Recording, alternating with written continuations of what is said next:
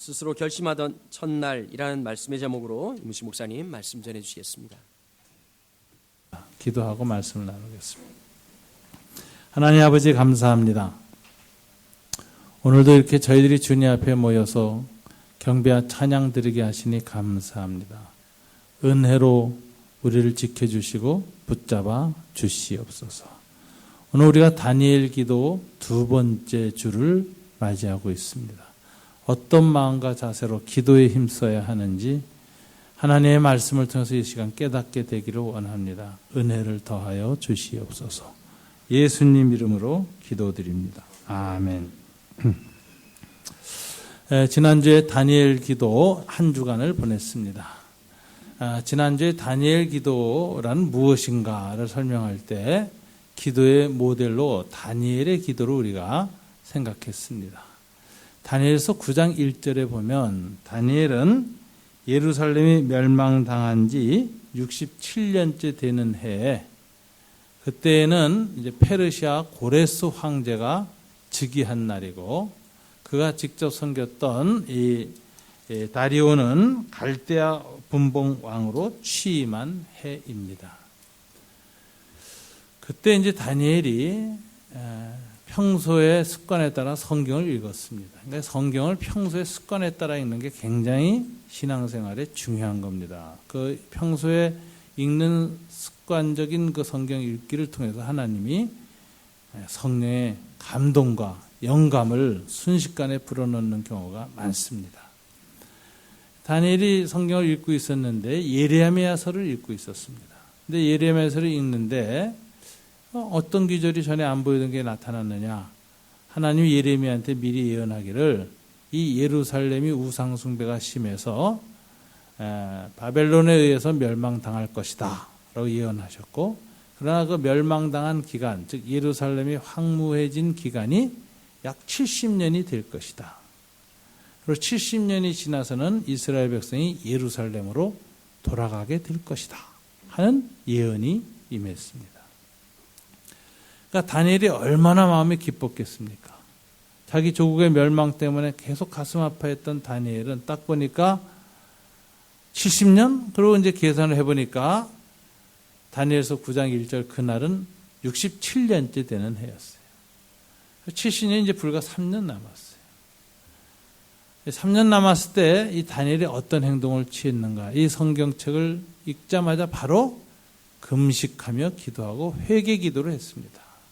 머리에 죄를 뒤집어 쓰고 온 민족의 그동안의 우상 숭배의 죄를 하나님 앞에 대신 중보자로, 자기는 안 했지만 다 내가 지었다고 그 죄를 지었노라고 중보자의 자세에 서서 다 뒤집어 쓰고 하나님 앞에 속죄의 기도, 회개의 기도를 했습니다. 그러자 성경에 보니까는 이 기도를 하자마자 하나님의 기도 응답이 있었습니다. 9장 21절, 27절에 보면 신비한 일이 일어났는데 하나님의 천사장 가브리엘이 자기에게 와서 말했다. 이렇게 돼 있어요. 그러니 천사장 가브리엘이라는 뭐 하는 천사냐?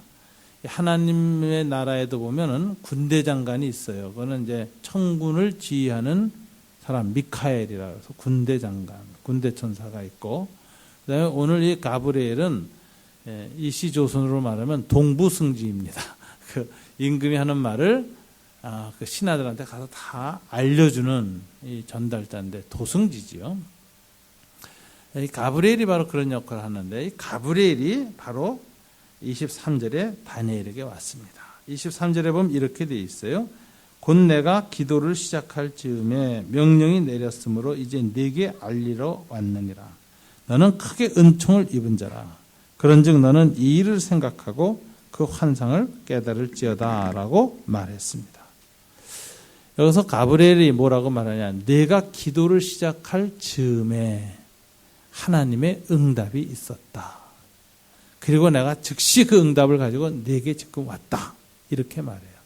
그러니까 다니엘은 9장에 보면 금식 기도를 시작하자마자 하나님의 응답을 받았고 또 응답이 있었다는 통보도 동시에 받았습니다. 그러니까 기도 응답과 통보가 한순간에 일어나는 아주 놀라운 체험을 한 겁니다. 우리가 하나님의 뜻대로 하는 기도는 응답이 빠릅니다. 특별히 하나님의 뜻대로 하는 기도라는 것은 그 기도의 내용이 우리의 욕심이나 우리의 어떤 생각에서 나온 것이 아니라 하나님 말씀의 근거에서 만들어진 기도, 다니엘처럼 예레미야서를 붙들고 한 기도, 말씀에 근거 있는 기도가 하나님의 뜻에 합당한 기도입니다. 그런 기도는 응답이 기도하자마자 임한다 하는 것이죠. 아마 우리들도 다니엘 기도를 시작한 첫날 이미 하나님의 보좌에서의 응답은 있지 않았을까, 이런 확신을 가지고 저와 여러분이 기도를 계속할 수 있습니다. 그런데 여러분 이 기도하자마자 응답하는 기도가 있고요. 오늘 10장을 보면 조금 다릅니다. 기도하고 나서 응답이 한참 지연돼 가지고 오늘 10장 본문에 보면 며칠 만에 기도 응답이 왔죠? 21일 만에 왔다 하는 사건이 있습니다. 왜 어떤 기도는 바로 응답받고 어떤 기도는 시작하고 나서 한참 후에 응답받을까요? 한참 후에 응답받는 기도와 그 이유를 한번 좀 오늘 본문에서 살펴볼 수 있습니다.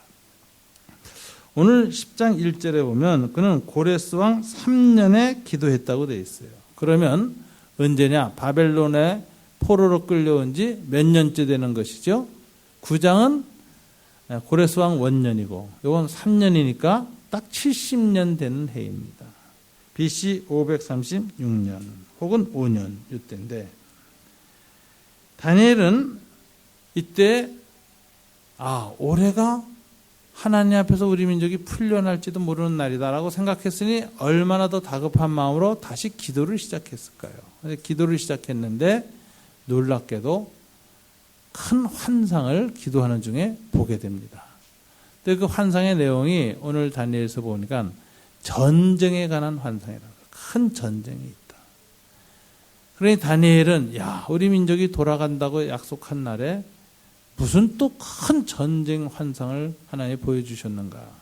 그러니 마음이 다급해져서 오늘 본문에 보니까 장기 금식 기도로 이제 들어갑니다.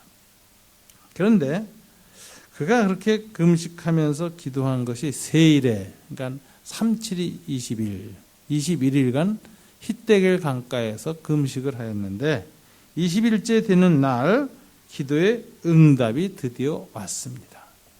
그래서 그 기도 응답이 되는 내용이 바로 5절부터 나오는데 이 기도 응답하러 오신 분이 참 특이합니다. 이분의 모습은 5절에 어떻게 되어 있느냐? 세마포 옷을 입은 분이라 허리에는 우바스 순금띠를 띠었다. 몸은 황옥 같고 얼굴은 번갯빛 같고 그의 눈은 횃불 같고 그의 팔과 발은 빛난 녹과 같고 그의 말소리는 무리의 소리 같았다. 환상 중에 자기한테 임하신 분의 모습을 이렇게 묘사했습니다. 이분이 누구인가? 구약학자들이 여기에 대해서 오늘 본문 사실 10장은 성서 해석학에서 가장 어려운 난제장 중에 하나입니다. 이분이 누구인가에 대해서 유대인 구약학자들은 해석을 못합니다.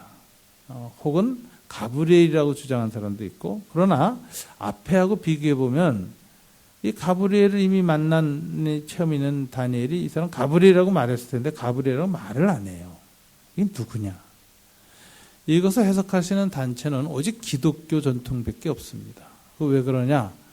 기독교의 사도 중에 사도 요한이 요한계시록에 보면 반모섬에 갇혀서 있을 때 그에게 환상이 임했는데 요한계시록 1장에 보면 승천하신 주님이 영적인 모습으로 이 요한에게 나타날 때 상징적인 모습으로 나타났어요.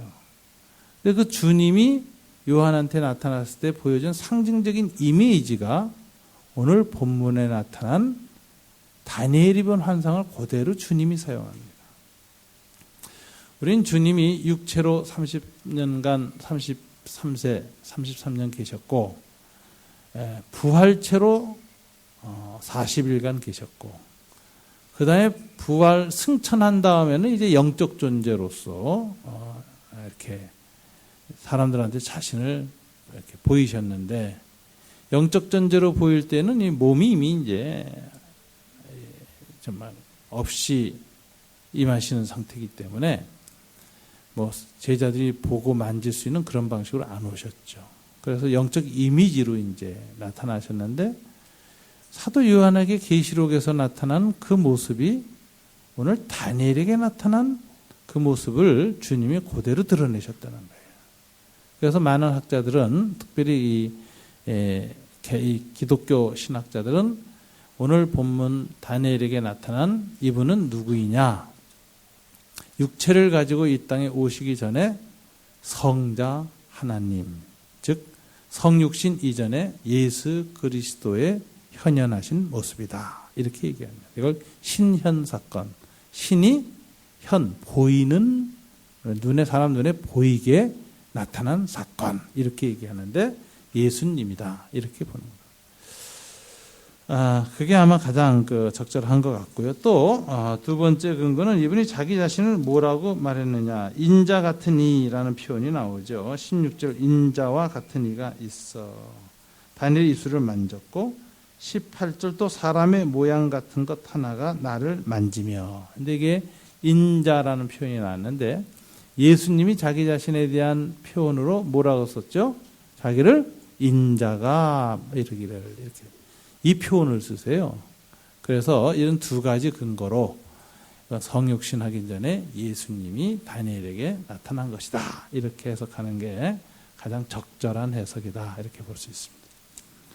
이분이 해석하시면서 이제 하는 말이 아주 묘한 말을 합니다. 11절 내게 이르시되 큰 은총을 받은 사람 다니엘아, 내가 내게 이르는 말을 깨닫고 일어서라. 그러면서 뭐라고 말하느냐, 다니엘아 두려워하지 말라. 12절에 보면 내가 깨달으려 하여 네 하나님 앞에 스스로 겸비하게 하기로 결심하던 첫날부터 내 말이 응답받았으므로, 이렇게 되어 있습니다. 자, 여기서도 한결같은 원리가 있죠. 우리가 하나님 앞에 스스로 겸비하고 회개하고 주님의 뜻을 깨닫게 해달라고 간절히 기도하면 그 첫날 하나님이 응답하신다. 하나님의 응답은 첫날 떨어졌습니다. 근데 오늘 본문은 9장하고 다른 게 이제 있는데, 하나님의 응답은 첫날 떨어졌는데 이것이 통보된 것은 며칠이 걸려요? 21일이 걸렸다, 이렇게 얘기를 해요. 20일이 걸린 이유가 굉장히 독특합니다. 오늘 본문은 구약 성경에서 유일하게 이게 묵시적 환상이 나타나는 본문이고, 다른 구약에도 이런 본문은 없습니다. 그리고 특별히 기도의 비밀을 우리가 알기 힘든 신비의 영역을 잠깐 보여준 계시가 된 본문입니다. 이런 말을 해요. 이 하나님 예수님이 말하는 이래. 내가 하나님 아버지께서 응답을 내렸으므로 내가 이걸 너한테 직접 통보해 주려고 받아가지고 오려고 했는데 바사 국군이 21일 동안 나를 막는 바람에 못 왔다, 이렇게 얘기를 해요. 우선 첫째로 바사 국군이라는 게 뭐냐, 이거 영어 성경에 보면 Rulers of Persian Kingdom 이렇게 돼 있어요. 페르시아 왕국의 통치자들이 나를 막았다, 이렇게 얘기해요. 전에 그냥 한문 없이 읽을 때는 이게 바사 국군 하면 이제 잘못 읽으면 바사국, 페르시아 왕국 해놓고 군자가 군대 군자로 생각할 수 있어요. 군대가 막아서 못 왔다, 이렇게 생각할 수 있어요. 그건 잘못 오해한 거고요. 한문 성경을 보면 바사국군의 군자가 임금 군자입니다. 바사국의 임금이 막았으므로, 이렇게 되어 있어요. 그러니까 굉장히 이상한 말입니다.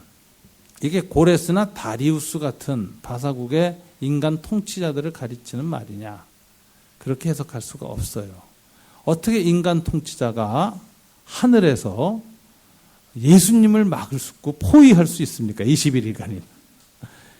그래서 그럼 여기서 말하는 바사 국군이라는 게 도대체 뭐냐? 이거는 모든 학자들이 여기에서 특별히 묵시주의 전통에 따라 해석을 하면 바사국의 인간 군주들 배후에서 역사하는 영적 군주, spiritual kings로 이렇게 봅니다. 영적 군주. 이들이 예수님을 막았다. 그러면 이 바사 국가의 인간 군주들 뒤에서 작동하는 영적 군주란 뭐냐? 이걸 우리가 이제 이해를 해야 되는데, 구약 성경에 이제 이런 세계관이 있습니다. 하나님이 온 세계의 임금들을 다스리셔서 자기의 통치를 이렇게 실현시키세요. 하나의 통치를. 이방 왕들도 하나님이 다 통치를 합니다. 근데 그 왕들을 통치할 때 직접 하지 아니하시고 천사를 통해서 통치하세요. 그래서 이 오바다서라든가 저희 구약의 소선지서를 다 보면 하나님이 사자들한테 명해요. 가서 전쟁을 일으키게 하라. 오바다서에 보면 그 에돔을 향하여 주변 국가들이 다 전쟁을 일으키도록 하나의 천사들을 보냅니다. 그렇게 해서 심판도 하고 하시거든요. 그러니까 하나님이 이 세상의 인간 왕들, 통치자들 배후에 하나님의 영들을 보내서 하나님의 뜻대로 그들이 움직이게 해가지고 세계 역사를 이끌어 가신다. 이게 성경에 나타난 사상인데, 이 하나님의 뜻이 다 이루어지느냐? 그렇지 않아요. 왜냐? 저항군이 있어요. 그게 뭐냐면 태초에 하나님이 창조했던 천사 중에 천사장이 타락을 해서 우리가 말하자면 이제 사탄이 되었고, 그때 혼자 떨어진 것이 아니라 다른 많은 천사들이 함께 떨어져서 그들이 악한 영들이 되었다. 이렇게. 근데 이들은 무슨 역할을 하느냐? 하나님의 사자가 하나님부터 와가지고 인간 군주의 배후에 작동을 해서 하나님의 통치를 하려고 하는 걸 방해하고, 오히려 바사 국군이나 그 인간 왕들한테 뒤에서 자기네 뜻대로 역사하고 작동시켜가지고 전쟁이 터지고 하나님의 평화가 깨지게 하는 이런 하나님께 반하는 통치를 하도록 하는 악한 영들이 되었다. 이렇게 특별히 정치 권력을 이용해서 영향력을 미치는 악한 영들을 뭐라고 부르느냐? 어둠의 주관자들이라고 부릅니다. The rulers of darkness. 이렇게 부르는 거예요. 요 중에 하나가 바로 페르시아 국군, 페르시아 국가의 배후에서 역사하는 영적 군주가 예수님을 막았다 하는 거예요. 그래서 이런 그 상황을 신약에서는 인정하는가? 다니엘만 이런 얘기를 했거든요. 신약에서는 이거 인정했는가 싶은데, 신약에서 이거 인정되어지는 기절이 바울에게서 나옵니다. 바울은 에베소서 6장에서 이렇게 말합니다. 여러분, 에베소서 6장, 이 중요한 기절인데 한번 좀 보시기 바랍니다. 11절부터 13절에 보면 이렇게 바울은 말합니다. 마귀의 관계를 능히 대적하기 위하여 하나님의 전신갑주를 입으라. 우리의 씨름은 혈과 육을 상대하는 것이 아니요. 그러니까 사람을 상대하는 게 아니다. 우리의 씨름은 통치자들과 권세들과 이 어둠의 세상 주관자들과 하늘에 있는 악의 영들을 상대함이라. 그러므로 하나님의 전신갑주를 취하라. 이는 악한 날에 너희가 능히 이 악한 영들을 대적하고 모든 일을 행한 후에 서기 위함이라. 이렇게 얘기했는데, 여기 하늘에 있는 악의 영들을 표현하는데 이런 표현을 씁니다. 바울은 통치자들, 권세들, 이 어둠의 세상 주관자들. 이 용어가 도대체 무슨 뜻이냐? 이건 바울이 그 당시 헬라 사람들의 신화적 세계관에서 일상적으로 사용되어지던 용어를 그대로 차용한 것입니다. 그때 그리스 사람들은 우주에 신들이 가득했고 다신론 아니었습니까? 그리고 그 신들이 다 특정한 영역을 다스리는 주권자들이라고 생각한 거예요. 그래서 바다의 신 포세이돈이 있고, 강의 신이 있고, 뭐 전쟁의 신이 있고, 뭐 이렇게 다 영역이 달라요. 그들이 다 권세를 가지고 어느 영역이나 어느 지역을 다스린다고 생각했는데, 사도 바울은 뭐 그렇게 자세히까지는 생각 안 했지만 그 악한 영들에 대한 헬라 사람들이 썼던 용어가 있어요. 그게 통치자들이란 용어예요. 권세들이란 용어예요. 또 어두움의 세상 주관자들이라는 용어를 썼어요. 근데 이런 용어를 그대로 차용하면서 하늘에 있는 악의 영들이라고 이렇게 표현을 했어요. 그럼 타락한 천사와 악한 영들이 이렇게 통치자, 권세, 어두움의 세상 주관자들이라는 일반 귀신들, 더러운 영들이나 이런 악기들하고는 좀 달리 특별히 정치과 연관돼서 정치 권력과 연관되는 영향력을 행하는 어떤 거대한 어둠의 세력이 있다는 걸 바울이 인식했다는 거죠. 예수님 당시의 성경에 보면 예수님이 자주 한 개인에게 들어가서 병을 일으키거나 귀신 들린 현상을 일으키는 이런 악기들, 그리고 더러운 영들을 자주 쫓아냈습니다. 근데 이런 영들보다 훨씬 더 힘이 세고 영향이 큰 악한 영들이 있다는 걸 사도 바울은 언급을 하고 있습니다. 그다음에 이 영들에 관해서 뭐라고 또 말하는가? 에베소서 2장 2절에 보면 이들을 공중의 권세 잡은 자라고 말을 했고, 다시 이를 설명할 때 불순종의 아들들 가운데서 역사하는 영, 불순종의 아들들인 건 안 믿는 사람들 같은 거예요. 또 하나님의 뜻에 거역하는 사람들 가운데에서 그들의 마음을 조종하면서 역사하는 영들이 있는데, 그를 뭐라 공중의 권세 잡은 자라고 썼어요. 독특한 표현입니다. 이건 신학자들이 요거 많은 해석을 하는데, 그래서 공중이라는 단어의 뜻이 뭐냐? 원문은 코스모스라는 단어를 썼어요. 코스모스의 권세를 잡은 자. 이 부분에 대해서 이제 보통 이렇게 해석합니다.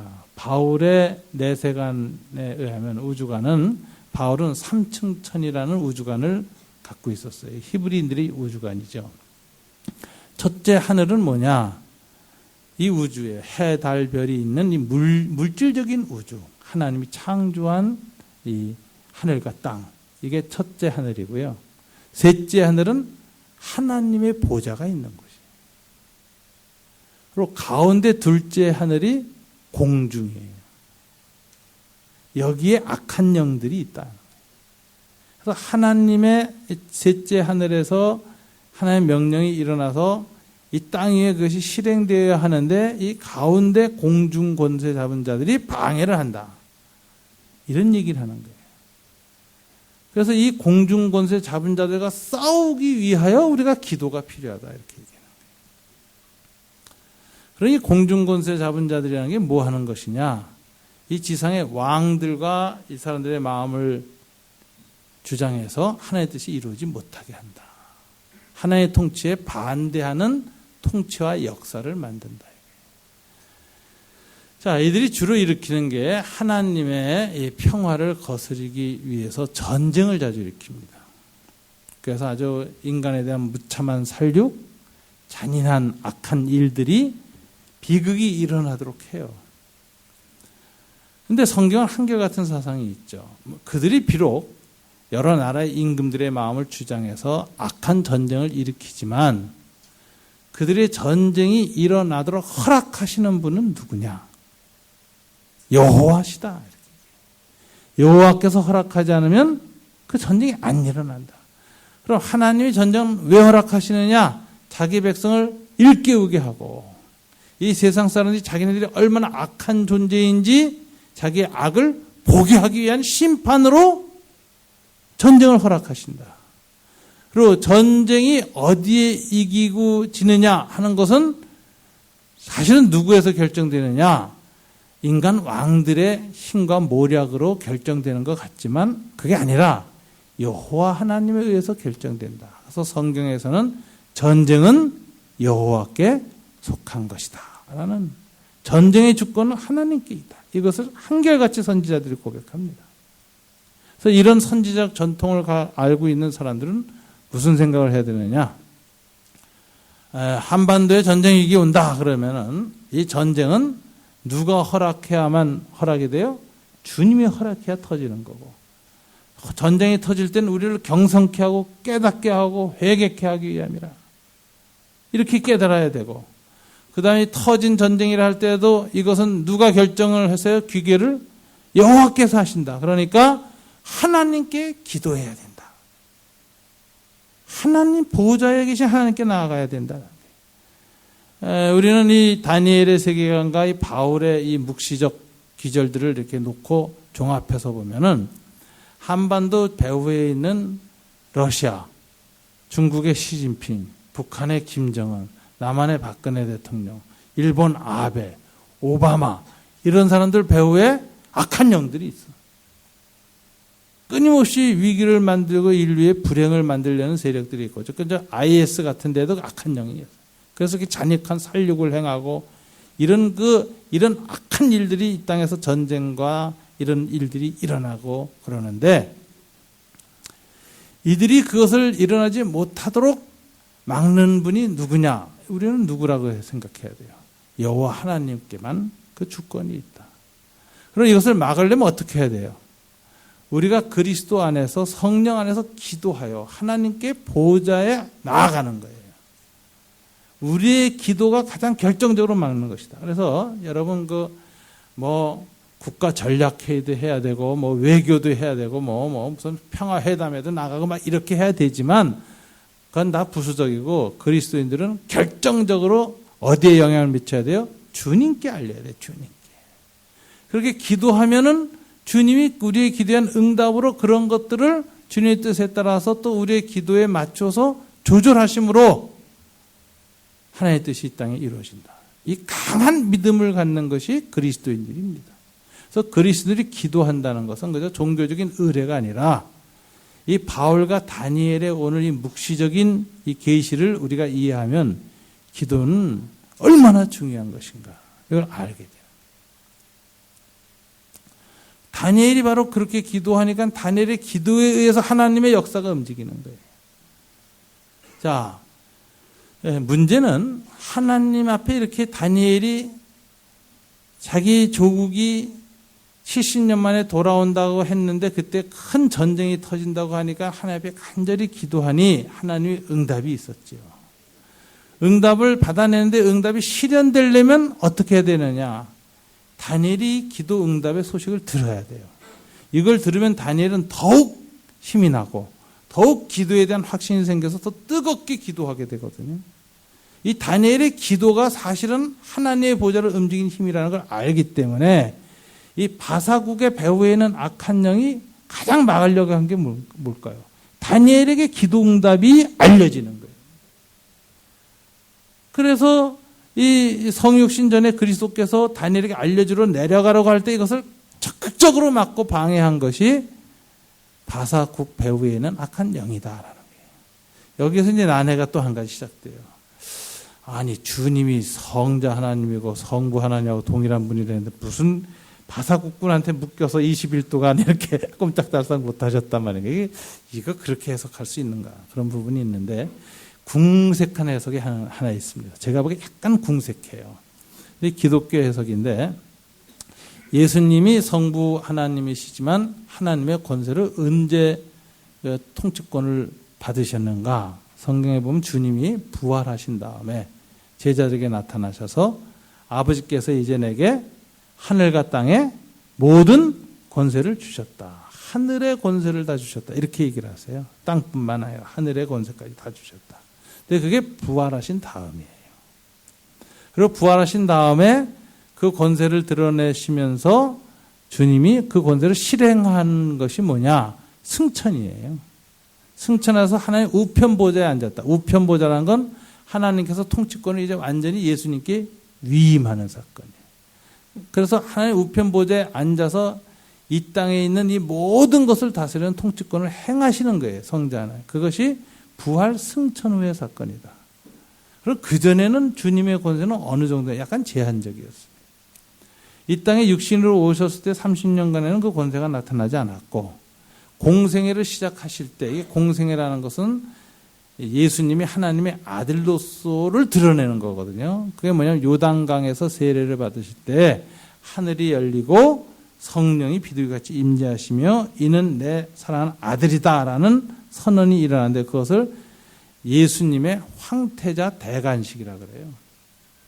황태자라는 건 뭐냐? 하나님의 뜻을 실행하고 전쟁을 승리를 이끌기 위해서 성자 예수님이 직접 이 지상에 오시는 거예요. 죄와 사망과 승리하기 위해서. 요즘 그 징비록인가 보면은 선조가 도망가 있고 광해군이 분조를 행해가지고 전투지휘하다. 이제 그런 식이죠. 그래서 이 땅에 오신 거예요, 예수님이. 그래서 오셨을 때 이 예수님에게 권세가 주어진 것이, 황태자로서의 권세가 주어진 것이 요단강에서 세례받으신 사건이고, 그래서 그때부터 귀신들을 꾸짖으면 떠납니다. 풍랑도 꾸짖으면 창조주 하나님의 권세가 나타나서 풍랑도 잠잠게 됩니다. 이런 권세가 나타나요. 그러나 이 권세가 완벽하게 하나님이 주신 것은 언제냐? 죽으셨다가 부활하셔서 완전한 순종, 완전한 충성을 통해서 사탄의 권세를 깨트렸을 때 주님이 하늘과 땅의 모든 권세를 주셨고, 그것을 실행하신 것이 승천하셔서 우편보좌에 앉으신 것이다. 그래서 이 기독교적 해석에 하면 궁색하지만 오늘 본문 같은 사건, 아직은 성부 하나님께서 성자 하나님과 같지만 권세를 다 이양 안 하실 때였기 때문에 이런 일이 일어날 수 있다, 이렇게 해석해요. 내가 보니까 상당히 궁색하긴 한데 그래도 그냥 그런가? 뭐 이럴 정도의 동의를 주는 내용이 이제 여기 있어요. 근데 하여튼 이 예수님으로 해석된 이 영적 존재가 지금 포위를 당했다 이거예요. 근데 이 포위가 어떻게 풀렸느냐? 21일 만에 성부 하나님 미카엘이라는 천군장을 보내요. 천군장이 와서 이 바사국군과 싸워요. 이거 SF 소설 같잖아요. 하늘에서 싸워. 근데 그 틈에 예수님이 탈출해가지고 다니엘에게 와가지고 내가 기도응답 받았다고 내가 알려주러 왔다 그러는데, 21일 만에 성부 하나님이 미카엘을 보내서 응답이 받게 된 이유는 뭐냐? 어떻게 그런 일이 일어나느냐? 그런데 그게 12절에서 이렇게 말합니다. 내가 네 말 때문에 왔느니라. 이렇게. 네 말로 인하여. 이게 무슨 소리냐? 다니엘이 기도를 했는데 첫날에 주님이 응답했어요. 그리고 응답을 가지고 예수님이 오는 중인데 맥혔어요. 다니엘은 모르니까 계속 기도했죠. 이 기도가 하나님께 상달됐어요. 그러니까 하나님이 내가 응답이 됐다고 보냈는데 왜 이게 또 올라오지? 야, 점검해봐라. 그래서 점검을 해봤더니 지금 바사국군이 막아서 지금 못 가고 있습니다. 그러니까 그래, 미카엘을 보내라. 그래서 미카엘이 가서 영적 전쟁이 일어나서 부서지고 나니까 예수님이 와서 하는 말이 네 말로 내가 왔다. 여기서 기도가 얼마나 중요한 걸 알 수 있죠. 우리가 기도에서 하나의 응답을 받아도 그것이 역사 속에 실행되지 않는 기간에는 계속 기도해야 돼요. 이 기도의 끈질김, 끝까지 기도해야 될 필요를 느껴요. 그래서 성경에 맞는 기도가 하나님의 뜻에 합당한 기도라 할지라도 하나님이 응답하시나 확신이 되어도 현실 속에 실현이 안 될 때는 그 딜레이 타임, 그 기간을 어떻게 보내야 되느냐? 잠을 자면 안 돼. 하나님 말씀하신 대로 기도했으니까 이루어지겠자고 내팽개치고 있으면 안 된다. 이 기간 동안을 계속 기도해요. 그럼 그 말로 인하여 하나님이 이것이 실행되도록 역사하셔서 우리의 삶 속에 실현된다. 기도가 실현된다. 오늘 이 다니엘의 이 아주 그 묵시적인 이 이상한 사건은 우리에게 기도에 관한 많은 것을 가르쳐 줍니다.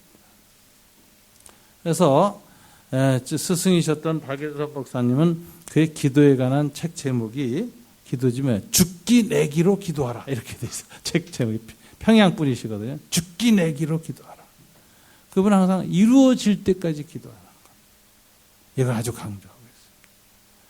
그렇게 해서 기도의 응답을 받으면, 이루어지기 전에 응답 받으면 더 확신이 생기고, 기도 응답을 받고 나서 가만히 보니까 기도 응답 받은 대로 현실 속에서 실현되면 기도에 대해 더 뜨거운 동기와 기도의 필요성에 대한, 기도의 능력에 대한 감동이 오고, 그러니 더 기도하게 돼서 기도의 선순환이 일어난다. 그래서 응답이 올 때까지 기도하고 현실이 될 때까지 계속 기도하라. 그것이 기도하는 사람의 자세다. 이렇게 가르쳤어요. 오늘 다니엘이 그걸 보여주고 있습니다. 오늘 다니엘의 기도는 단순히 어떤 개인적인 문제나 개인적인 어떤 차원에서의 도움을 받는 정도가 아니라, 기도의 본질은 뭐냐? 이 땅에 하나님의 나라가 실현되게 하는 것이 기도의 본질입니다. 오늘 윤성진 목사님 통해서 주님 가르친 기도도 얘기했는데 주님 가르친 기도의 핵심 기절이 뭡니까? 당신의 나라가 임하게 하옵소서. Thy kingdom. 당신의 나라가 실현되게 해주옵소서. 이게 주기도문의 가장 핵심 기도예요. 당신의 나라.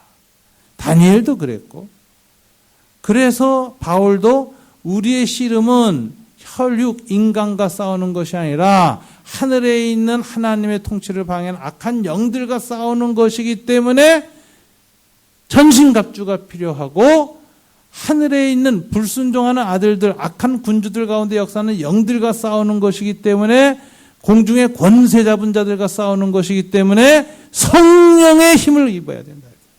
성령의 전신갑주를 입지 않으면 그 기도는 힘이 없다는 거예요. 하나님께로 못 간다는 거예요. 그리스도 안에서 성령의 힘을 얻어서 기도할 때 우리의 기도는 비로소 가로막는 바사국군들을 꺾어 나갈 수가 있고, 기도가 역사 속에 실현되고 응답이 된다. 지금 메로스라든가 우리 위기 상황들 놓고 우리가 기도하는데요. 저희가 이 다니엘 기도라는 걸 매해 6월 달에 21일간 20년 가까이 지금 기도를 해오고 있는데, 우리나라는 이 6월 달에 항상 위기가 터졌어요. 제가 볼 때. 안 보이긴 6월 달 다 터진 것 같아요. 연평도 폭격 사건도 6월 달에 터졌죠. 천안함, 또 뭐 연평해전, 서해대전 다 이 어간에 터집니다. 국내적인 위기 상황도 세월호 사건도 4월 달에 터졌지만 광화문에서 농성이 시작되어지고 큰 국내 전국 혼란으로 온 것은 6월 달이었어요. 올해도 메로스 6월 달에 지금 큰 국가적 위기로 왔어요. 6월 달은 우리 국가의 안보와 정치에서 가장 위기와 갈등이 증폭되는 기간인데, 6월 달에 우리가 이 다니엘 기도를 하기 시작해서 지금 우리가 2주차잖아요.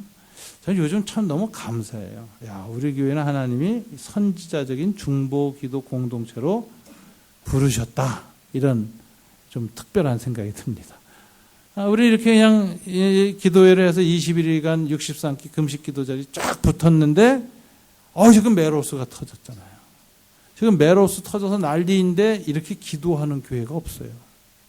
지금 대한민국에서 지금 이 메로스 이 기간에 하나님 앞에 금식 기도를 하고 있는 이 릴레이 금식 기도하는 교회는 몇 손에 안 꼽을 거예요. 내가 보기에. 이거는 우리 교회를 하나님이 사용하시는 증거다. 그래서 이번 기간에도 기도 열심히 하시고 21일간 기도해 보세요. 이거 끝날 때쯤 되면 메로스 끝날 것 같아요. 내 생각에. 제가 너무 자의적 해석을 해서 좀 죄송합니다만은 의미가 있어요. 제가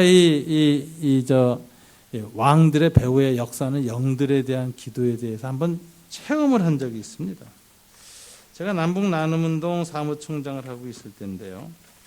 2005년 11월 달이었습니다. 그때는 제 5차 육자회담이 북경에서 진행되고 있었습니다. 그런데 제가 그때 초청을 받았어요. 북경에 있는 국제교회에서 초청을 받았어요. 강사로. 근데 북경에는 인터내셔널 처치가 있어요. 미국 사람이 목사님이시고, 중국에 있는 모든 외국인이, 북경에 있는 외국인이 거기에서 예배를 드립니다. 무슨 일로 초청했는가 봤더니 육자회담을 위한 중보기도회를 진행되고 있는데, 무엇을 어떻게 기도할지에 대해서 한국의 민간운동의 관점에서 좀 얘기를 해 주시오. 그래서 갔어요. 한국 사람으로는 저하고 그 당시 주 중국 대사였던 김하중 장로 두 분이 강사로 왔어요. 그분이 이제 한국 정부의 입장을 설명했고, 저는 민간의 상황을 설명을 했고, 그리고서 이제 가보니까 기도의 분위기가 독특하더라고요. 그러니까 육자회담 당사자 국가들에서 온 기독교인들이 따로 팻말을 놓고 모였어요. 러시아에서 온 기독교인, 러시아 크리스천. 그 다음에 탈북했던 그리스도인도 봤어요. 북한을 위해서 기도한다고. 그 다음에 중국에 있던 남한 선교사들이 또 많이 모였어요. 그래서 코리아 이렇게 해놓고 기도 모임으로 모였어요. 일본 크리스찬들이 모였어요. 중국 크리스찬들이 모였어요. 미국 그리스도인들이 모였어요. 그래서 육자회담 당사국을 위해서 금식 기도를 하는 거예요. 제가 거기 갔다가 굉장히 감동을 받았습니다. 그래서 제가 감동을 받아서 그때 이렇게 설명을 하기도 했지만, 제가 오늘 본문 이야기를 했어요. 바사 국군이 막았다. 지금 이 한반도 평화에 바로 바사 국군이 막은 것처럼 악한 영들이 북한의 김정일을 위시해서 송치자의 배후에서 자꾸 이 어긋나게 하고 있다. 이것이 정말 하나님의 뜻에 순종하게 돼서 한반도 평화, 동북아 평화, 세계 평화가 이루어져서 하나님의 평화가 이 땅에 실현되려면 이와 같은 기도회가 필요하다. 여러분들의 기도회를 보고 크게 격려가 됐고 한국교회 교우들한테 이 이야기를 꼭 전하겠다. 제가 그런 얘기를 했습니다. 그때 모인 분들도 이 바사국군 이야기, 오늘 본문 이야기를 힘을 많이 얻으신 것 같아요. 맞다! 그래. 그래서 그 강연 끝나고 내려와서 보면 뭐 강연 내용이 좋았다는 말을 안 하고 그 바사국군 얘기가 좋았다 이 얘기만 하다. 여기 이 왕들의 배후의 역사는 영들을 극복하는 이런 하나님의 통치, 하나님의 나라가 임하고 하나님의 다스림이 한반도에 임하기를 위해서 기도하는 것. 이것이 바로 다니엘 기도의 핵심 기도 사상입니다. 우리가 이왕 다니엘 기도를 시작하는데 이런 걸 정확하게 해서 다니엘 기도가 뭔가 이걸 성경을 통해서 정확하게 깨닫고 이 다니엘처럼 기도하기를 힘쓰는 데에서 하나님의 역사가 있습니다. 저와 여러분이 이번 3주간의 기도를 통해서 한반도 평화가 이루어지고 더 나아가서 지금 방역진들을 위해서 우리가 좀 기도를 많이 해야 돼요. 뭐 잘했냐 못했냐는 나중에 다 지켜도 되고 지금 가장 희생되는 사람들이 의사들이고 간호사들이에요. 제일 먼저 병 걸리고 들어가요. 우리가 이 방역진들을 위해서는 열심히 기도해야 됩니다. 그래서 저와 여러분이 이번 금식하면서 환자들을 보호해 주셔서 낫게 해주시고 확산이 안 되게 해주시고 우리 교우들 지켜주시고 특별히 방역진들의 희생과 수고를 잊지 않고 간절히 기도하는 저와 여러분 되시기를 주님 이름으로 축원합니다. 우리 이 시간에 다 함께 한번 오늘 본문을 마음에 두고 기도합시다.